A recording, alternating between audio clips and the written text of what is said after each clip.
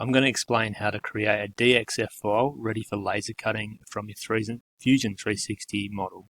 So I've got the simple key tag open. I'll show you how to get to this stage. So firstly, make sure you've got your file open. The file needs to be quite simple. Every edge you can see from the top view or the flat view will cut with the laser cutter. Make sure you don't have any chamfers or fillets on there because that will also cut. You can see I'm looking at the right view to be kind of like the top down. So as long as you remember right, the next stage will be easy.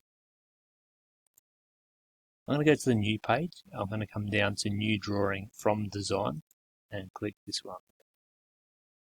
Now don't worry about the page size. This is a key tag, so it's going to fit. If you're doing a bigger design, you might need to select a bigger page. Click OK and just wait. Sometimes the computer takes a while to get to this stage. Now it's asking me to place a base view.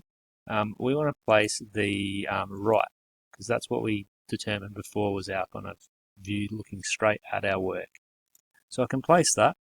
Now this is looking quite small. It's smaller than I drew it, and you can see it's scaled it down, so it's a 1 to 2, so half the size that I drew it at this stage. If I change that to 1 to 1, it'll update to a full size. If I click OK now, that's essentially the file that we need for laser cutting. Before we save it as a DFX, we're going to click and delete the title block just by pressing the delete button on your keyboard.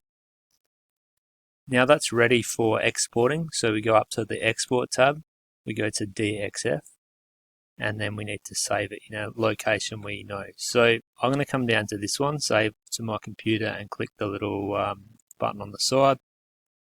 Now I'm going to call this key tag test2, so I know what file it is. So that's all we need to know for now. Just remember where you saved that file and watch the next video to import it into Ruby.